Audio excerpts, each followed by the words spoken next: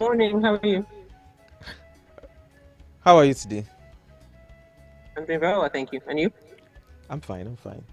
So as I said, I'm with my colleague here, Dami, and we'll be taking the questions, one after the other. But first of all, how do you feel about Nigeria currently? How do I feel about Nigeria? I'm not sure I understand the question. With what is going on, the elections that have been postponed, the one that was done last on February Yeah, 2 weeks 25, ago. you know, the economy, then cashless policy, like everything that has happened, insecurity. How do you feel about all of when you put all of this together? I honestly, I mean, it's Nigeria. It's day-to-day Nigeria. So sure. I'm not quite sure how to answer that. It's not anything special, if I want to put it that way. So you asked the question as if what we're going through now is different than what we went through a year ago. Maybe except the fact that it's layered with elections. But yeah, it's the current state of Nigeria. This is Nigeria. Anyway, so let's get into the conversation of the day. We know that Yeah, elections like, were supposed to come up this Saturday, but it has been postponed. But before we talk about the next one, we need to talk about the last one, so we understand if there are lessons to be learned, or if it's just another event in Nigeria where everybody's just okay, it's past. Let's move on. Nigerians like to forget a lot. So the question here is, what would you say went wrong on February 25, and what does election integrity mean to you? Well, at the end of the day, what people are responding to is that the election management body, INEC, made promises about how it planned to leverage technology to ensure that the process is transparent so that citizens can follow in real time what results are polling unit by polling unit. INEC failed to deliver on that promise and hasn't engaged Nigerian citizens on what happened. It's made some glib statements around technical glitches, blah, blah, blah, blah. But in the context of one, how much money it's allocated to technology, the consistent narrative of their server systems being under attack for many months, to now wake up on election day and basically say, well, we got advance warning that we might be attacked. We didn't prepare adequately for it, and Nigerians have had to suffer for it. And not be able to even say that, in a sense, with their chest and apologize for it. It's the current state of play, so to speak. It's unfortunate because a lot of people had hopes that were excited about the process, wanted to participate, and believe their votes will count. But that's now in jeopardy. Okay, so talking about the IRev and BVAS, the promise to upload on the portal, which was not done, and ANEC failed in regards to that. There so since that event happened, there's been lots of interpretations on social media, online, as regards the provisions for BVAS and INEC in the Electoral Act as amended in 2022. There's been lots of commentaries from experts and not so experts on social media. So we're bringing it to you now, as someone who is experienced and a thought expert in this situation. What would you really say the act says pertaining to IRev and BVAS? I mean, it's not a matter of what I think. I mean, there are provisions of the law that are clear. BVAS was to be used for accreditation, take a picture of election results, and upload in real time onto the IRev portal. So I'm not quite sure what your question is. No, like just explain it to us, right? In the parlance of Twitter people, like we're 5 years old. Explain it to us, right? What the Electoral Act says in terms of BVAS and IRev, the upload and all of that. Okay, it's just what I said. Number one, Twitter people are not 5-year-olds. I refuse to be called a 5-year-old. I'm a very Twitter person. So I'm not a 5-year-old. But I think it's really plainly that. BVAS is a device that was used for accreditation for anybody who bothered to vote. That's the device that either checked you against your fingerprints or your facial features. Those were the two ways it could verify you. In previous elections, there was what was called an incidence form, which basically meant if your name was at the polling unit and you had a PVC, but the card reader did not authenticate you, they will let you be accredited manually. But these elections were the first time that you couldn't accredit manually. So if BVAS, what's it called again? By modal first, the fact that it does it two ways, either your fingerprint or your face. So if it doesn't accredit you electronically, then you cannot vote, technically. But there are some places apparently where it was bypassed. So the court will let us know what happened. Sheet is taken and it's uploaded in real time to the IRev portal. The IRev portal was basically a system, I mean, not required by law, but it's a, what's it called? It's a nice to have. Part of the bells and whistles that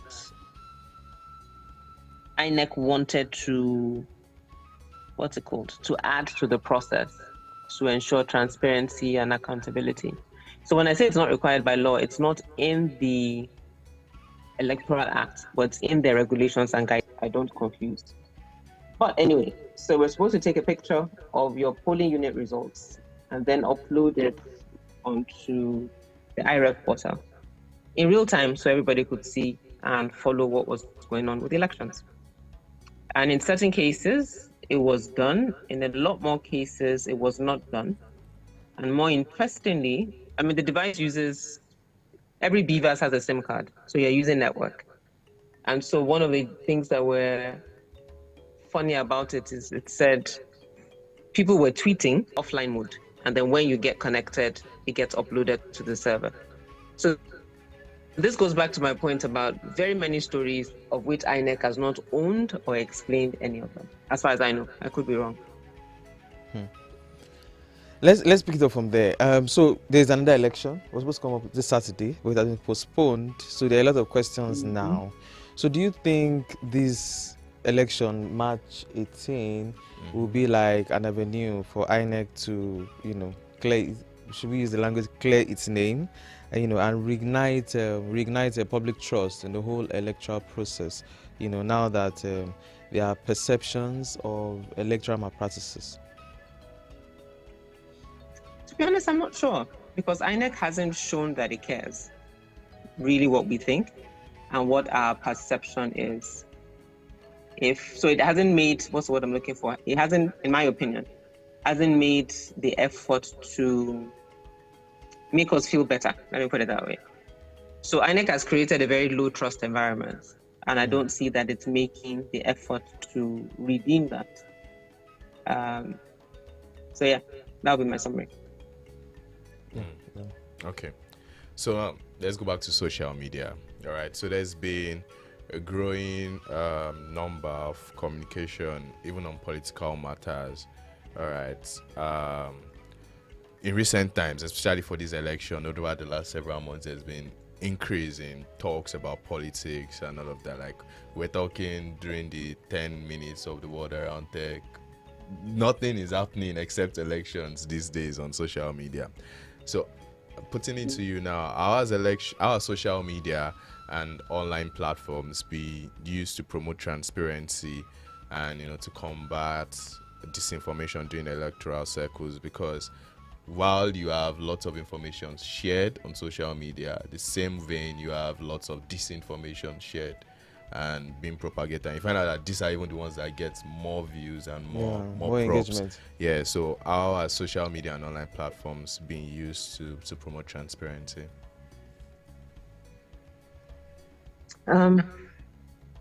So on two things, let's just go back to the IRev portal real quickly. I just wanted to make sure I checked the Electoral Act. So it says, and this is important, in INEC's own documentation around the process, it talks about the fact that it's a dual mode of transfer. So our processes are primarily manual, but as I think I heard Files spoke about it 2 days ago. So, and he said literally what we run is a hybrid system. So your accreditation is electronic. We don't do paper, but you vote manually, thumbprint on a piece of paper. Your count is manual. As we've seen with some of the funny videos, APC1, LUP1, all of that is manual. Everybody can see. And then it's written on a result sheet, also manual. Now, the electronic part of it is that you're supposed to take a picture of that result sheet so you can share it in real time. There's nothing, you don't collate electronically. So you don't take a result of one BVAS and add it to the result of another BVAS and get a total. They're PDFs. So it's a tech podcast, so I shouldn't have to explain that. So yeah, there's no feature or interface or programming or coding that allows you to add the result of one BVAS to another BVAS. They're just there as images, as record that this is what happened at this polling unit.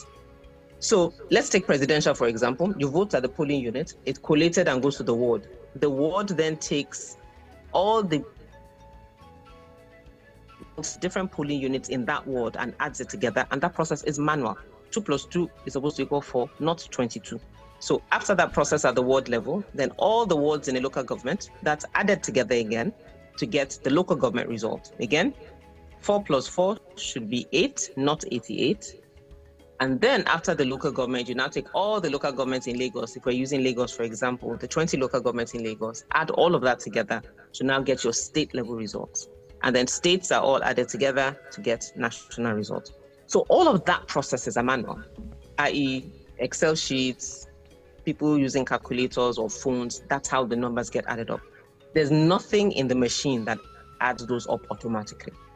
So INEC, in a sense, by law, is in its right, let me put it that way. It's legal, that's the word I'm looking for. It's legal for INEC to add these things up manually because the law allows it to. So the real question and bone of contention is that yes, you're adding it up manually, but what we were supposed to be able to see is the polling level results uploaded onto this portal so we can follow what is happening. Because if all the results are uploaded on the portal, as we have now seen, there are quite a number of citizen-led initiatives adding numbers from the portal to get results.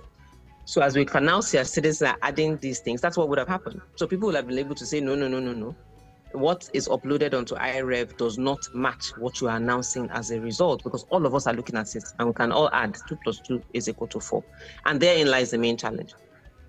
So I wanted to clarify that just to say that INEC did not break the law in following a manual process, because there's a limit to what is electronic in the process. But they did break their own law and guidelines in not uploading in real time, and then therefore not giving citizens an opportunity to check what was being announced in real time. Yeah. Okay. So should we ask the question again? yeah. Well, okay, let's put it together now. So social media has become indispensable, in the political space. And while a lot of politicians have used it as a means of campaign, even non-politicians, use it. That's how we have different movements, this election.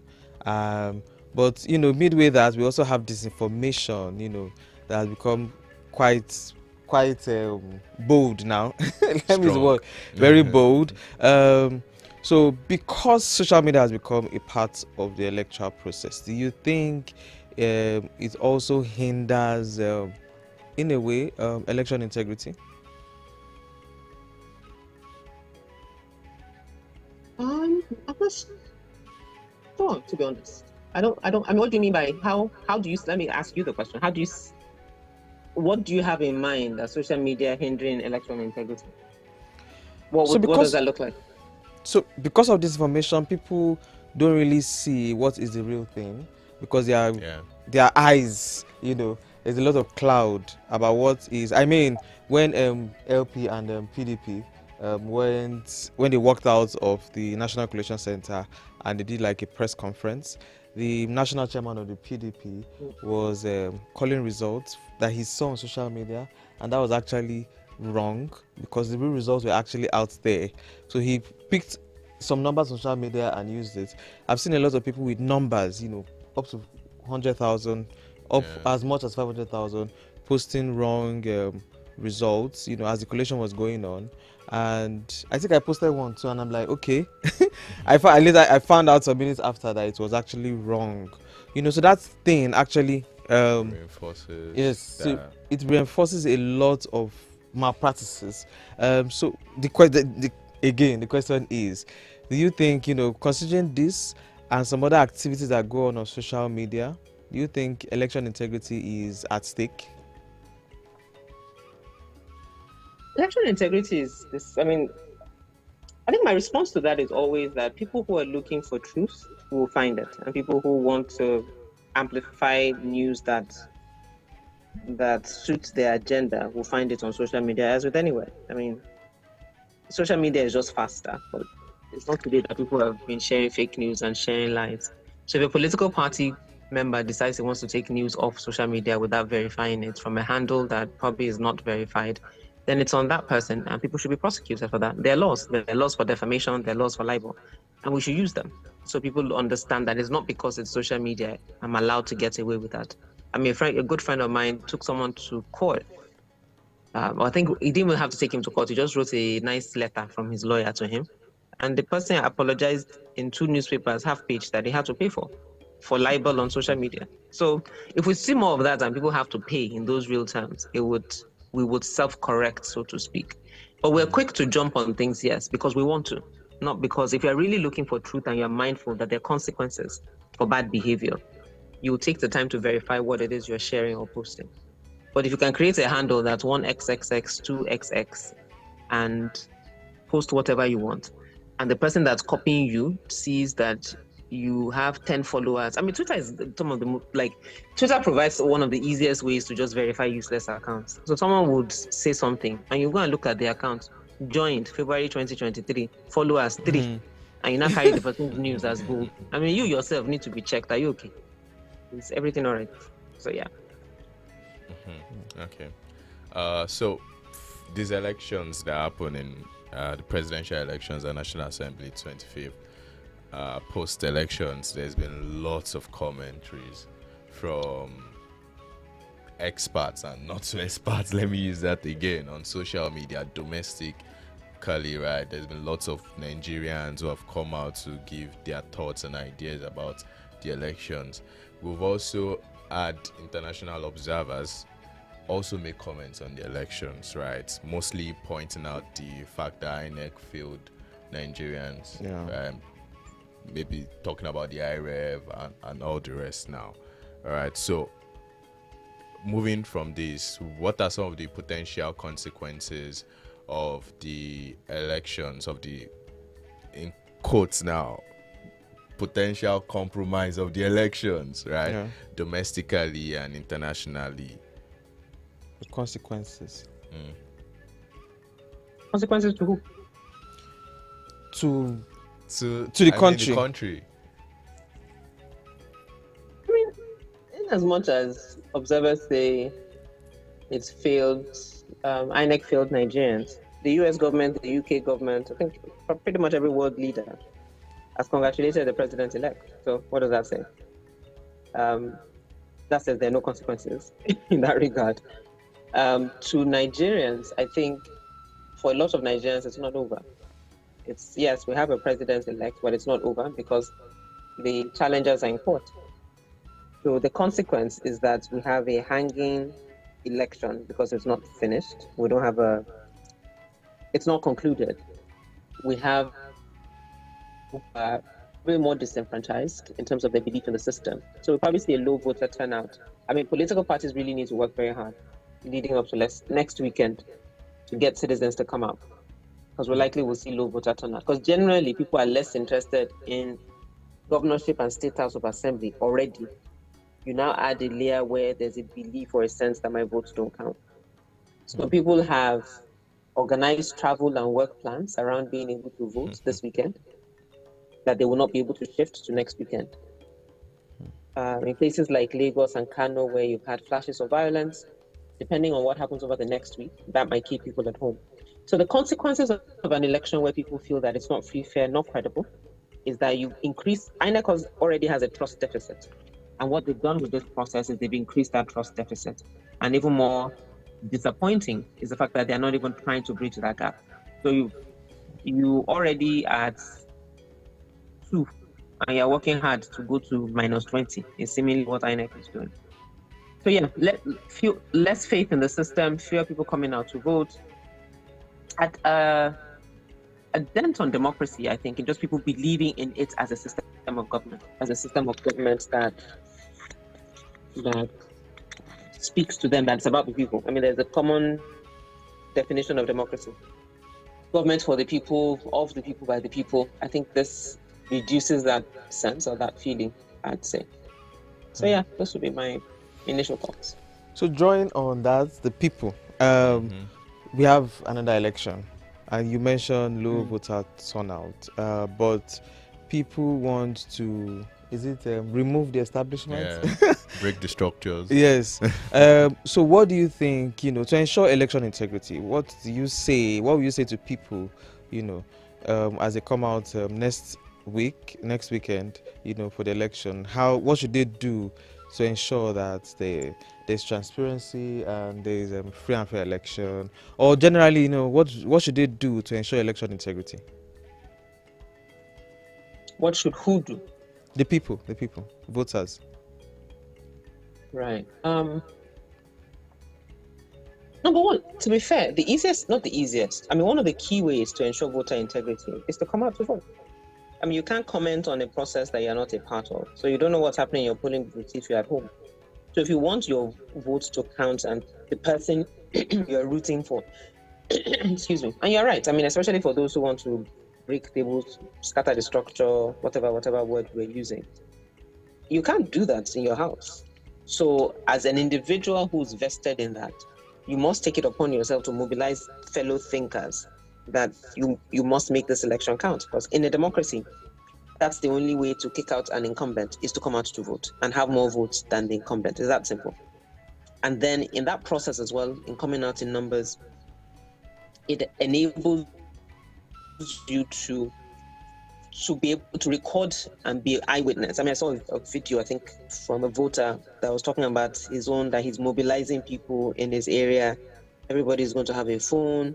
Everybody's going to have strategy, vantage points, blah, blah, blah, blah, blah. They're basically and that's maybe an advantage of young people and technology, that you can rig technologies in very interesting ways to document what's happening in your environment. Secondly, leverage a number of platforms that will be, actually, I don't know of any. EIE, in partnership with Budget and DataFight, are building a parallel platform to IRev. And basically what it does is, while we're uploading, which is INEC's platform, we're also asking, which is done by INEC officials, we're also asking citizens to upload onto our platform. It's called electionwatchng.com. So let INEC officials be doing their own with BVAS and IRev. Citizens will be doing their own with their phone and uploading onto electionwatchng.com. So that's another way. Increase transparency so that people can see. So if IRev again goes down or something is wrong again, citizens are doing their own thing and it's in the public domain. And then thirdly, communities should engage with their police. Or if there's a police station in your area, engage with the police station. Who's on duty? What do you have available for us? What's the plan? How can we support you? What do we need to put in place? There's some areas where some known there could be hotspots. What does that look like? So yeah, so that will be sort of my suggestions. All right. Thank you so much. This was good. Do you have any other comments, David?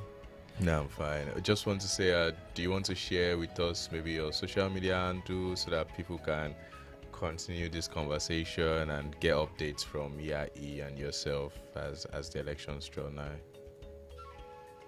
Sure. We're on every platform as EIE Nigeria. So Twitter, Facebook, Instagram, and LinkedIn as EIE Nigeria. Okay. What about your own personal handle? Oh, you don't want to say that? All right. No, it's fine. My dominant space is Twitter, and Okay. I'm at _Yemi A. Yemi A. Okay, _Yemi A. All right. So there you have it. Thank you, Yemi, for joining us in this conversation. We've learned one or two, and we'll continue the conversation even beyond or after the next Saturday's election. We hope when we call you again, you answer us. Thank you very Till much. next for having time. me. Take care. Yeah, till next All right. time. Thank you. Thank So you, Dami, guys. share your handle. Oh, Hackdown07 without C. It's just HAK down 07. Okay, I remember Lord Ricky, Lord underscore Ricky. Ricky is spelled RICKIE. Rikamoti. Yeah, so this is TechBytes 27. If you have not Yes. seen the others, go and binge listen to all the other Now. 26 episodes. You can find it everywhere. Now. You can also find it on YouTube and Facebook. Yeah. Yeah, so Listen, about enjoy the weekend yeah, and stay safe. stay safe. Take care. Cheers.